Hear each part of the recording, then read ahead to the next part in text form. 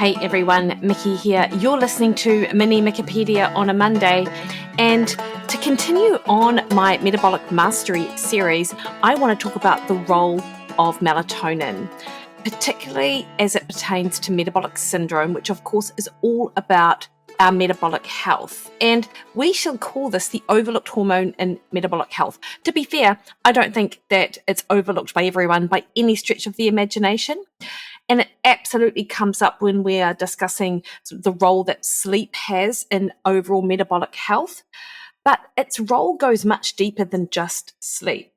Research shows melatonin plays a significant role in glucose regulation, fat metabolism, appetite control, and blood pressure. So, melatonin is a neurohormone primarily produced by the pineal gland in response to darkness. It helps regulate sleep-wake cycles and synchronizes circadian rhythms. It is also produced in smaller amounts in the gut, retina, and bone marrow, where it plays roles in immunity, metabolism, and antioxidant defense. And indeed, melatonin is thought of as a major antioxidant in the body in some health circles. So, melatonin is synthesized from tryptophan, which is an amino acid, into serotonin, which is what is known as our feel-good hormone, into melatonin, with production peaking at night and being inhibited by light exposure, and also cortisol, but more on that later. The body produces around 0.1 to 0.3 milligrams of melatonin per night, and it peaks in the early morning hours. Melatonin levels decline with age, leading to poorer sleep and potential metabolic disruptions in older adults. And this absolutely contributes to reduced metabolic flexibility that we see clinically and in research in women over 40 and of course in men as well. But just to the notion that women are more metabolically flexible, that's not necessarily true, and particularly as we age. Just so you know, over-the-counter melatonin supplements, which I'll talk about more later, typically range from 0.5 milligrams to 10 milligrams, so quite a lot more than our natural levels. And some studies do suggest that high-dose melatonin may desensitize our receptors over time, while others indicate benefits for sleep, metabolism, and oxidative stress. Sublingual and time-released formulations are designed to mimic natural melatonin rhythms, but their effectiveness does vary by individual, which might explain why, if you've ever tried melatonin, it might not necessarily be effective for you depending on the formulation that you've tried. So, supplementation may be helpful in certain contexts, but lifestyle factors such as light exposure, sleep hygiene, and diet remain the best ways to optimize our natural melatonin production. It is worth noting when it comes to sleep that melatonin doesn't work in isolation.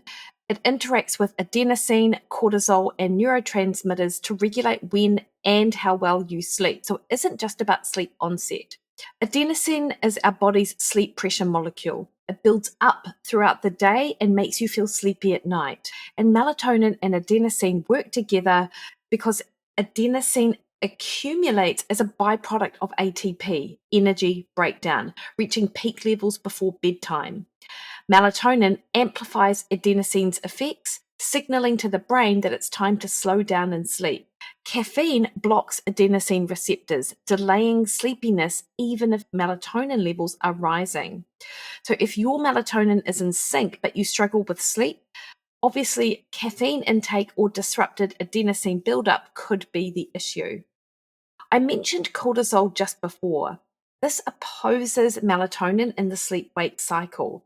So cortisol, as you know, is our wake-up alertness hormone, rising in the morning to help us feel alert and peaking about 30 minutes after waking. That's that cortisol awakening response. They have an inverse relationship. Melatonin peaks at night, helping the body wind down. Cortisol drops at night but starts to rise just before waking to promote that alertness. Chronic stress or circadian misalignment can cause high nighttime cortisol, suppressing melatonin and leading to poor sleep and metabolic dysfunction. So if you're waking up 2 or 3 a.m. in the morning wired, as I know many people do, high nighttime cortisol from stress, late workouts, alcohol intake, or blood sugar drops could be suppressing melatonin's sleep stabilizing effects. So melatonin doesn't knock you out like a sedative, but it does help regulate our non-rapid eye movement sleep or deep sleep. Some research suggests melatonin supports the slow wave sleep, especially in older adults who produce melatonin. It also does help in our dreaming phase or our rapid eye movement sleep. So it influences it indirectly with low levels linked to REM sleep disturbances. Melatonin may be particularly beneficial for people with sleep fragmentation, helping stabilize sleep cycles rather than just making them feel drowsy and that onset sleep. So, if you fall asleep easily but wake up often, supporting melatonin rhythms through light exposure and meal timing could actually improve sleep continuity. And I know this is about metabolic health, but obviously, sleep is a huge part of metabolic health. This is why I'm focusing on this now. So, just as a reminder to help optimize melatonin sleep regulating effects, you want to get that morning sunlight. This suppresses melatonin early, reinforcing a strong circadian rhythm. We want to avoid blue light at night because this blocks melatonin production. We want to be mindful of caffeine intake to allow adenosine to build, and we want to reduce nighttime stresses. Also consider the meal timing because late night eating can interfere with melatonin's metabolic effects, and I'll talk about that in a minute. So, let's talk about melatonin and blood sugar regulation. So, melatonin naturally reduces insulin secretion at night, which is why late night eating can lead to high blood sugar levels. There are also genetic mutations, for example, in the gene MTNR1B, which affects melatonin receptors, and this can increase diabetes risk. Research is quite mixed about whether or not actually taking melatonin improves glucose metabolism, because some show that it can almost impair insulin sensitivity depending on the timing. So, melatonin appears to be a regulator of insulin resistance and blood sugar control. But should people who require insulin, so people with type 1 diabetes, be cautious about melatonin supplements? Well, melatonin reduces insulin secretion at night, which, as I've just said, is a normal physiological response to help body transition to a fasting state. So if someone takes melatonin too close to a meal or at the wrong time, it can impair insulin function and cause higher blood sugar levels overnight. So it makes sense that if someone requires insulin, they have to be mindful about the timing of their melatonin supplement if they're choosing to take melatonin, and absolutely speak to their doctor about it. So what about melatonin's role in fat metabolism, which is obviously a key part of metabolic health, as we discussed last week with visceral fat? So melatonin helps regulate cholesterol and lipid metabolism. So it can reduce total cholesterol, LDL, and importantly, triglycerides while increasing HDL. As you know, from a metabolic health standpoint, triglycerides do tend to be a bit of a smoking gun with regards to cardiovascular disease risk, dyslipidemia, and overall metabolic health. Melatonin supplementation has been shown to enhance metformin's effects in women with metabolic syndrome, which is super interesting. And pinealectomy, which is the removal of the melatonin producing pineal gland, does worsen fat metabolism, which can lead to increased body fat and dyslipidemia. So if this is the case, then can melatonin be a potential tool for fat loss? And short answer for this is yes.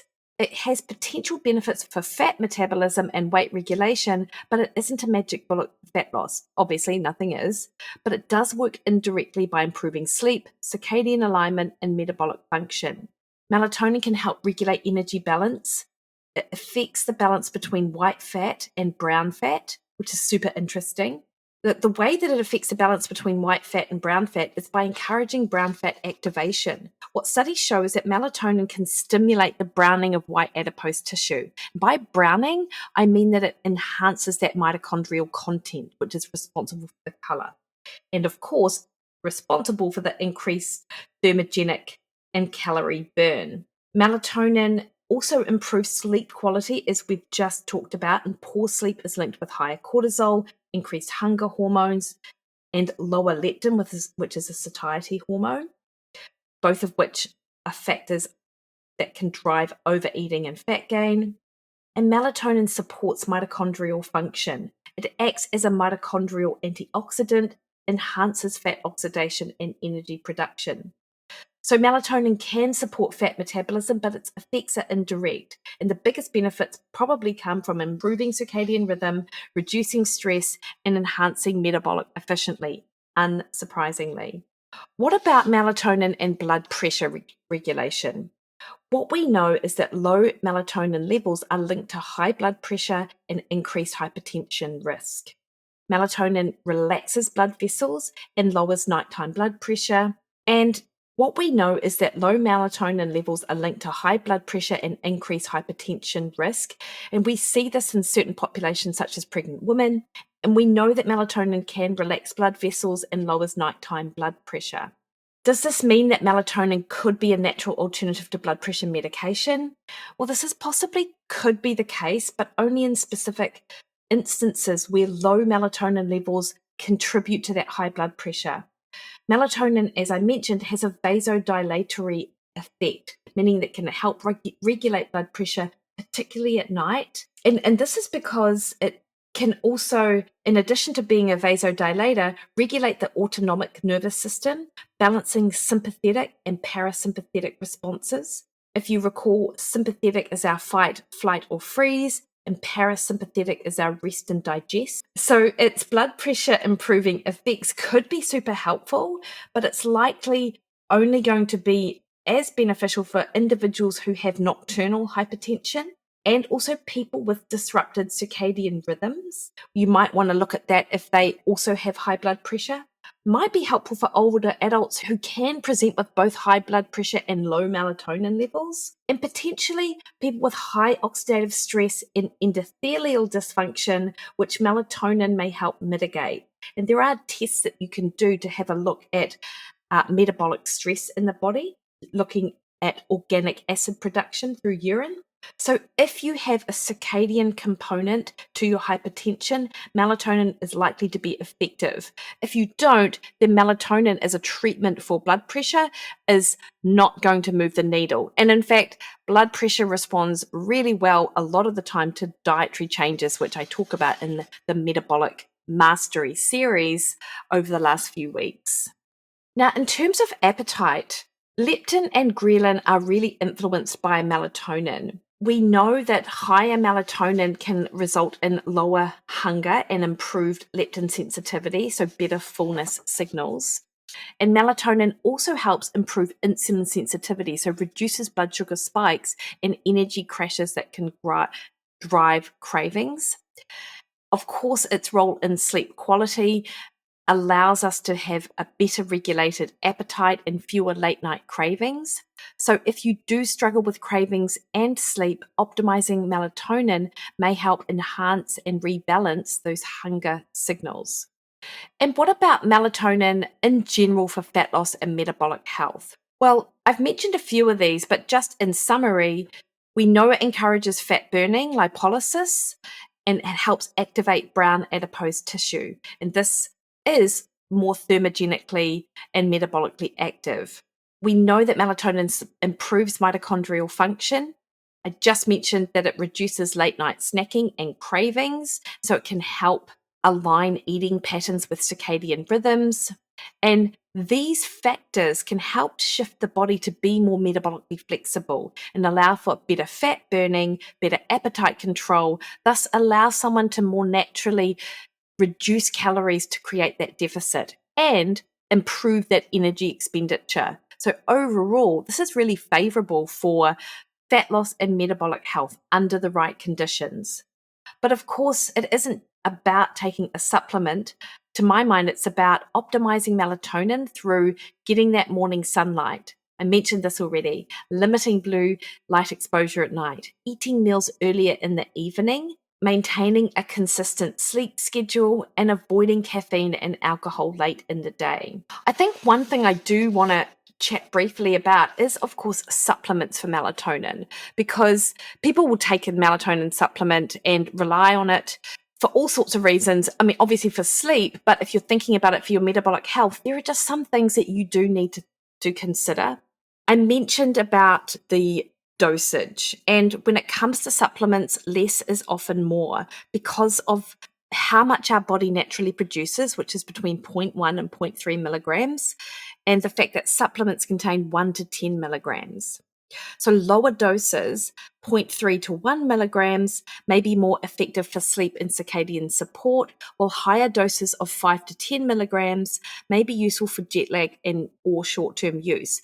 And I've got I think a 5 milligram supplement that I use for jet lag. Too much melatonin may desensitize receptors over time, means it's going to lose its effectiveness. But we have to be really mindful of the type of supplement because studies have shown that melatonin content in supplements can vary by up to 478% from what's on the label. And some products contain contaminants, synthetic fillers, or serotonin analogs, which could be harmful. The reason why the analogs may be harmful is because they may disrupt serotonin signaling, leading to unintended neurological or cardiovascular effects. So you do want to be really mindful of the purity of your supplements. What you want to look for is third-party tested brands such as USP or United States Pharmacopeia, which is an independent organization that sets quality, purity, and potency standards for medications, supplements, and food ingredients, or NSF, which is National Sanitation Foundation, which is a third-party organization that tests and certifies supplements for safety, label accuracy, and absence of contaminants. An NSF certified for sport is a common certification for athlete-approved supplements. And you've also got GMP certified, so good manufacturing practices to ensure consistency. If you are considering supplementation, do be mindful of bioavailability and formulation. So you've got the immediate release, which is best for falling asleep faster. This is absorbed quickly, peaking within 30 to 60 minutes.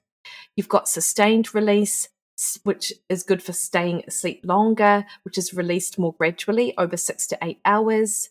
You've got sublingual, so under the tongue, for rapid absorption, and this avoids the need to digest and break it down. And then you've got liposomal for enhanced absorption, and there is some suggestion this may improve bioavailability. So look for sustained release if you're waking up often, or immediate release if you struggle to fall asleep. And there are synthetic versus natural sources, and you might think that natural sources is better, but actually synthetic lab-tested melatonin is safer and more consistent with regards to the amount and getting what you think you're getting. So how to take melatonin? Take it 30 to 60 minutes before bed for sleep onset issues. For jet lag, this is how I take it. Take it at the destination's bedtime for 2 to 3 nights, and avoid taking it in the middle of the night as it may cause grogginess the next day. So there are some things to think about with regards to the type of supplement if you take it. Melatonin is so important for metabolic health, both through its sleep promoting and circadian benefits, but as I mentioned, it's just got a lot of interaction with other pathways that impact on metabolic health, like its antioxidant roles, its roles in fat metabolism, in blood pressure, and blood sugar regulation, that optimizing your natural melatonin production should be a key part in you addressing your metabolic health, both through behaviors. And of course, Alex Bartle is on the podcast. I think he'll be on this week, actually. So he's a great one to listen to with regards to optimizing sleep patterns. And if you need to take a supplement, having some of these tips that I've mentioned to be able to choose a good supplement is super important. All right, team. Hope you enjoyed that. Please let me know. Hit me up in the DMs. I'm at Mikki Williden on Instagram, Threads, and Twitter, at Mikki Williden over on Facebook, or head to my website, mikkiwilliden.com, and book a one-on-one call with me. Have the best week. See you later.